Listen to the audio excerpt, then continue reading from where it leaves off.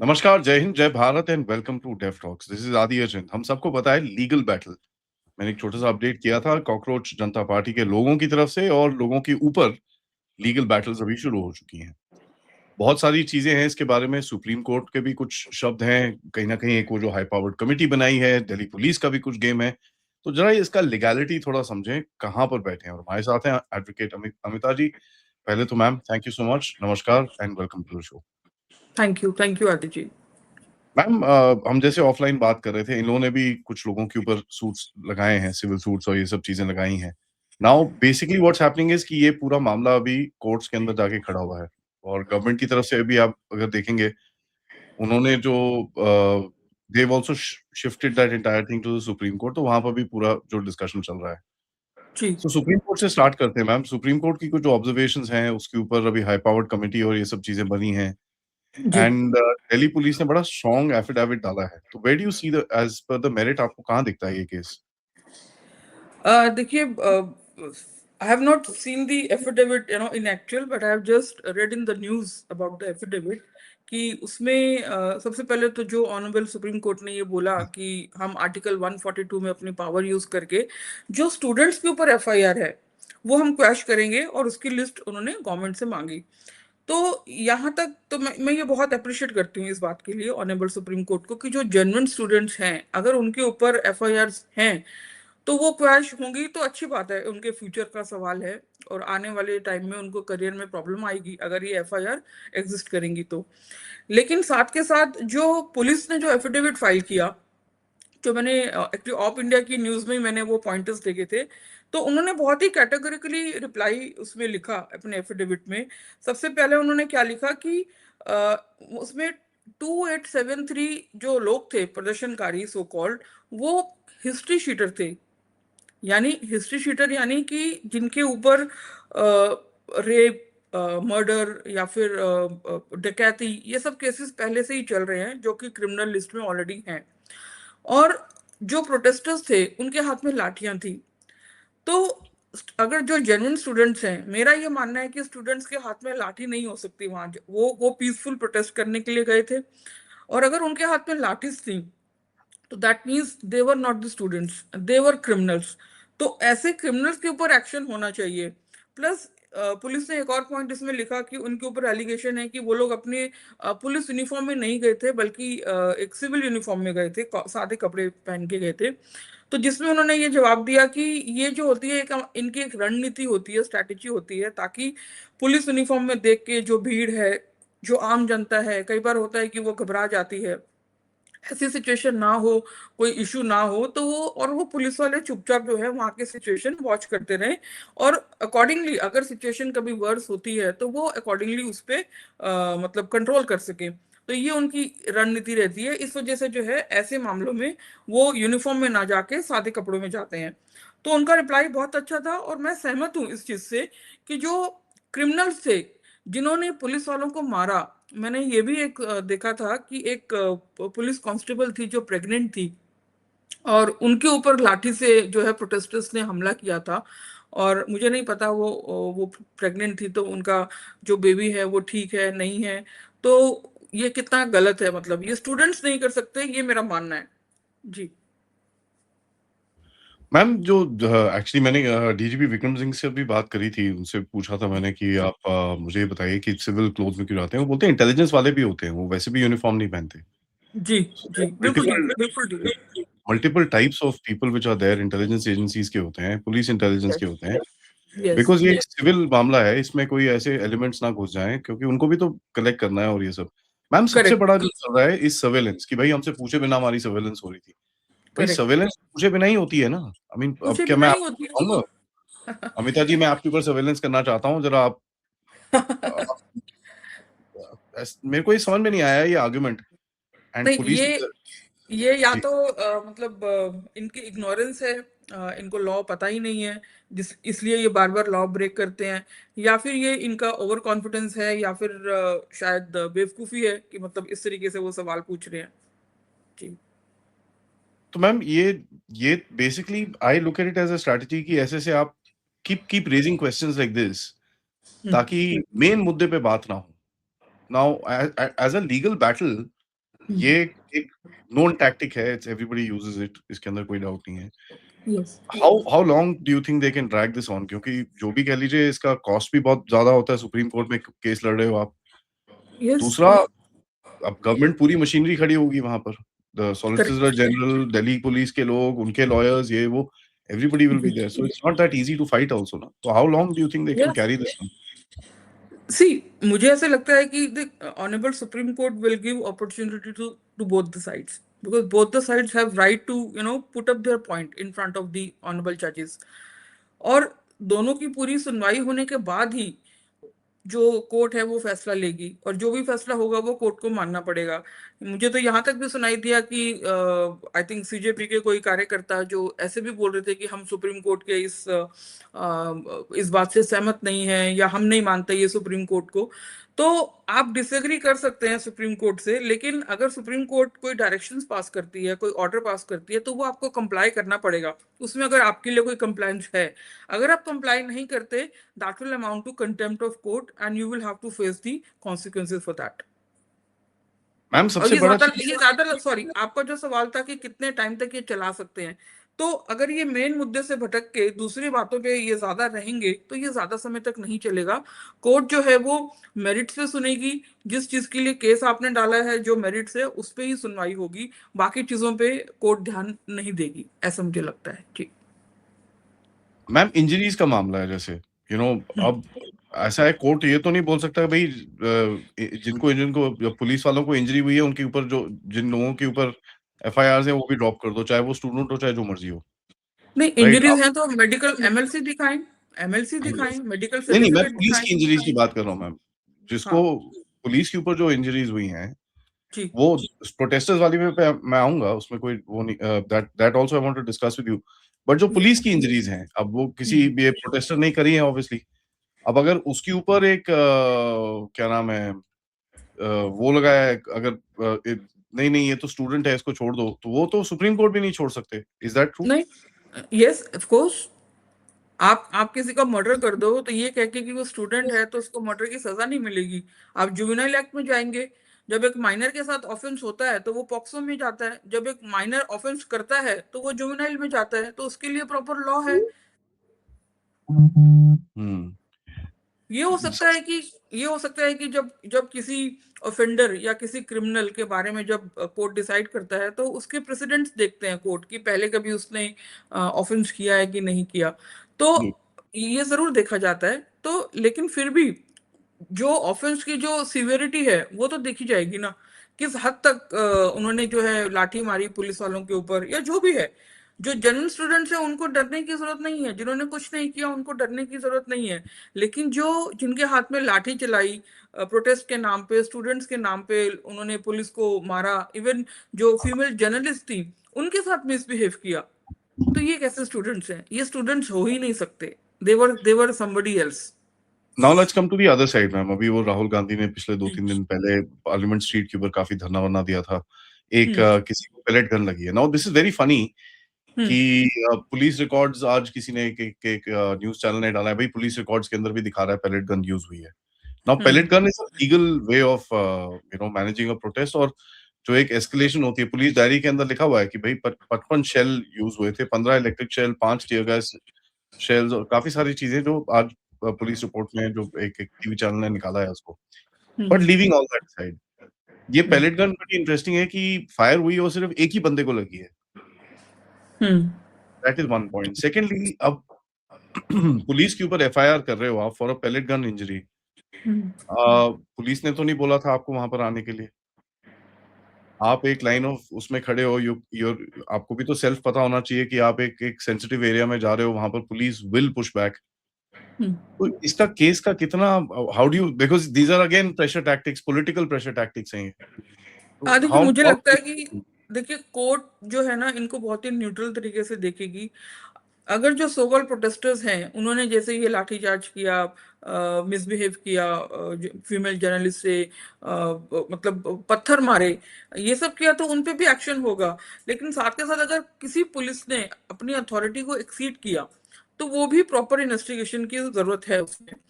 मैं दोनों तरफ से कह रही हूँ, मैं किसी की साइड से नहीं बोल रही हूँ। तो जो जहां गलत है वो उसकी इन्वेस्टिगेशन होनी चाहिए और उस पर एक्शन होना चाहिए।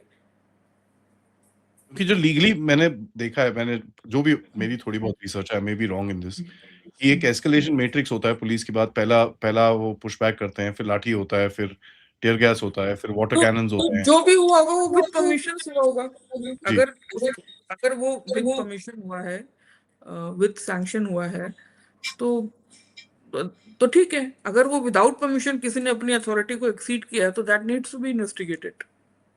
सबसे बड़ा चीज़ जो है ma'am, will now this is my question that will come to the supreme court, जो मैं ये क्या ये मैटर आएगा कि जभी भी आप प्रोटेस्ट करते हैं, आप एक डिक्लेरेशन साइन करते हैं कि भैया जो भी होता है वहाँ मेरी रिस्पॉन्सिबिलिटी है।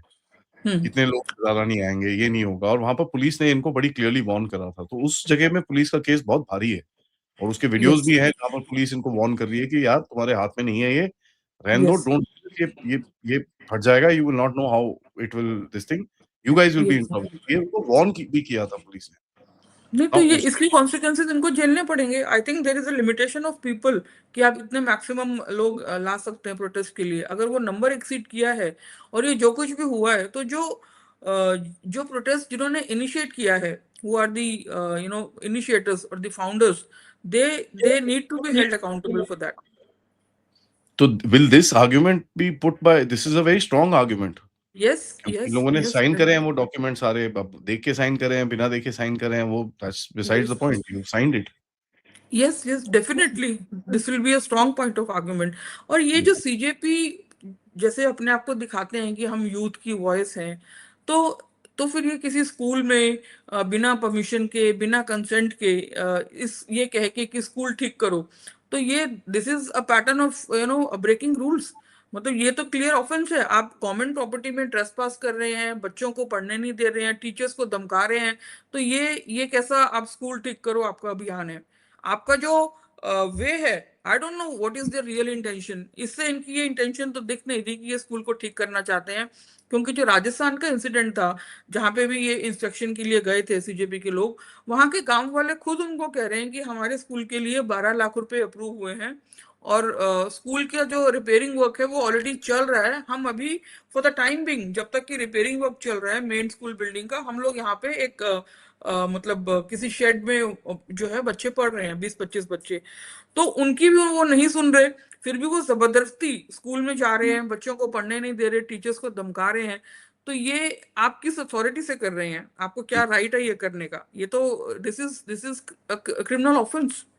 तो यहाँ पर भी अगर आप देखें, लातूर महाराष्ट्र में इनके ऊपर एक केस फाइल हुआ जी। है, और ये यस। तो पहला है, अभी तो 25 केस और लगेंगे इनके ऊपर, क्योंकि गवर्नमेंट नहीं कर रही है, एंड मेरे को दिखता है कि प्रॉब्ली सिविल सोसाइटी के थ्रू ही कर रहे हैं लोग, जो ये भी हो। स्कूल टीचर ने किया है, जो लातूर वाला है, that has been filed by a school teacher. जी। तो जब अब why am I talking about all this stuff is because at the end of it ये सारा कुछ आएगा आपका, क्या नाम है, सुप्रीम कोर्ट के अंदर भी। क्योंकि पुलिस हम्म। ये देखो, they don't have any respect for the law. Yes. और सिलेक्टिव रिस्पेक्ट दिख रहा है ना। आप अपने लिए जो आपके आपके जो प्रोटेस्टर्स के ऊपर एफआईआर हुई उसके लिए आप कहते हैं कि वो विड्रॉ की जाए सारी एफआईआर। दूसरी ओर आप फिर से इस तरीके का ऑफेंस कर रहे हैं, स्कूलों में जबरदस्ती घुस रहे हैं, टीचर को धमका रहे हैं। आप ना तो आप कहीं के सीएम है, ना आप कहीं के डीएम है कि आप स्कूल में जाके बोल रहे हैं कि आप ऐसा क्यों कर रहे हैं, ऐसा क्यों कर रहे हैं। तो ये कोई एक्टिविज्म नहीं है। This is trespass, this is criminal offence, और इसके ऊपर इन्वेस्टिगेशन और एक्शन होना चाहिए। एक एफआईआर तो इनकी ये थी वेस्ट बंगाल में, मुझे याद आ रहा है कि 12 साल की एक बच्ची इनके हुँ। प्रोटेस्ट का हिस्सा थी। तो 12 साल की बच्ची तो मुझे लगता है 7th या 8th क्लास में पढ़ती होगी। तो एक प्रोटेस्ट में आप 7th और 8th क्लास की बच्ची को क्यों लेकर आ रहे हो? उसको क्या पता 7th 8th क्लास के बच्चे को? उसको तो नीट भी नहीं पता होगा कि नीट क्या होता है। और आप नीट के पेपर लीक में जो है प्रोटेस्ट में गए थे, तो 12 साल की बच्ची को आप लेकर जा रहे हैं। आपने क्या उसके पेरेंट्स से कंसेंट ली थी, परमिशन ली थी राइटिंग में कि हम आपके 12 साल की बच्ची को अपने प्रोटेस्ट में लेकर जा रहे हैं? This is also an offence. ये तो पॉक्सो का मामला हो सकता है, किडनैपिंग का मामला हो सकता है, मुझे नहीं पता। और मुझे नहीं पता कि मैं ये मानती भी नहीं हूँ कि कोई पेरेंट्स अपने 12 साल की बच्ची को कहेंगे कि हाँ तुम जाओ ऐसे प्रोटेस्ट में। या पता ही नहीं कहाँ पर क्या हो रहा है in this and that. Yes. वो बात नहीं है। Ma'am, so when you look at this situation, ये आप the reason I wanted to talk to you because legality हमको इतनी समझ में नहीं आती है ये सब चीजों की। कई केसेस हमको पता है, कई तो ऐसे वो फ्रिवोलस केसेस होते हैं, but some cases are a bit more serious. और इस पूरे संदर्भ में अगर आप देखें जो सुप्रीम कोर्ट में चल रहा है, the more these guys do stuff the more they will get stuck. इसके अंदर तो कोई डाउट नहीं है। तो ये इनका काउंटर इफेक्ट वही होगा कि भाई जैसे वो पैम्फलेट और इनके ऊपर केस लगा दो, so that to shut them up and not put out their इनकी जो करतूतें हैं वो बाहर मत निकालो, so they're probably creating examples for that. This is very interesting tactic, but this costs money, man. It costs a lot of money. So cannot somebody ask, "Bhai, where are you getting the money from?" और ये can it be a legal this thing?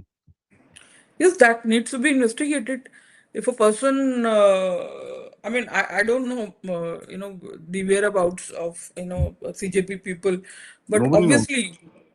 obviously, आप अगर इतना senior advocates को appear करा रहे हैं court में, कोर्ट फीस इतनी पे कर रहे हैं, और एक तरफ से कहते हैं कि हम अभी जॉबलेस हैं, जॉब छोड़ के आए हैं, तो आपके पास इतना फंड्स कहाँ से आ रहा है? ये तो इन्वेस्टिगेशन का पार्ट होना ही चाहिए, डेफिनेटली।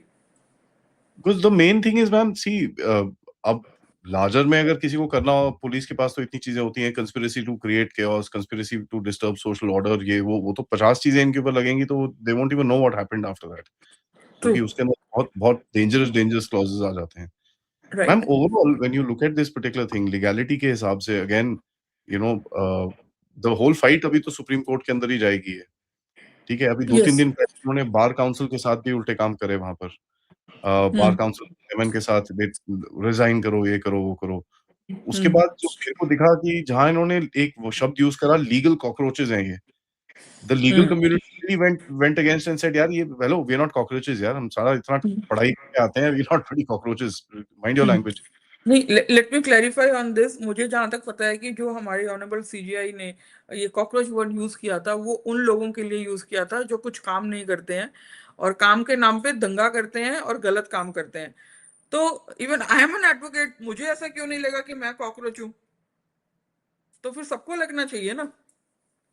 नहीं, वही है ma'am, see, so that where do you see, ये जैसे अभी अभी तो you are pissing off the bar council also.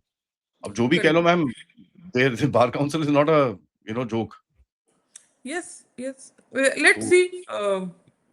I think अभी इसके ऊपर क्या है, मुझे इतना मैंने पढ़ा नहीं है बार काउंसिल मिस्टर मिश्रा के ऊपर, जो जी, आई थिंक प्रेसिडेंट हैं बीसीआई के। जी। Let's know, see. I am not talking about the case itself, I am talking about the fact कि भाई आप किस जगह पे आप कर क्या रहे हो? हर जगह you are trying to create, भैया लीगल कॉकरोचेस हैं। अब one, you are trying to fight a case in the supreme court, दूसरा आप बोल रहे हो कि भाई ये हमारे जो लॉयर्स हैं वो हमारे हैं।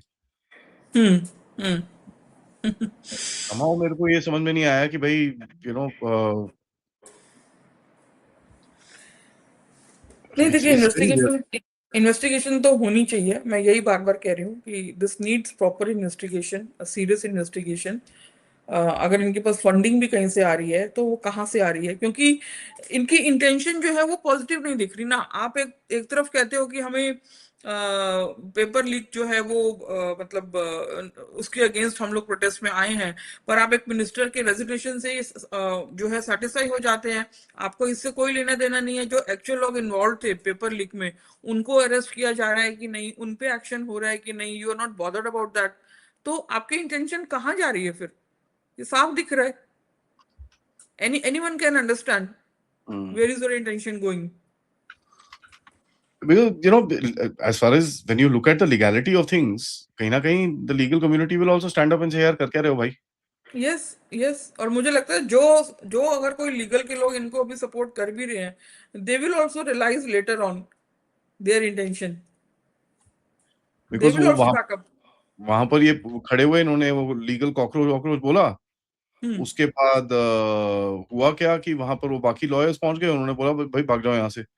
वो जितने हम्म। भी वो 3-4 प्रोटेस्ट कर रहे थे उनको भगा दिया वहां से। हम्म। अब when you look at it, that's like अ, आपने इतना बड़ा वो करा कि भाई हम तो ये करेंगे, हम वो करेंगे, एंड उठा के उसके बाद आपको ही भगाना पड़ा वहां पर। सो हम्म। इट्स बेसिकली टेलिंग यू कि भाई कहीं ना कहीं ये जो स्ट्रक्चर है इनका वो बड़ा ढीला सा है।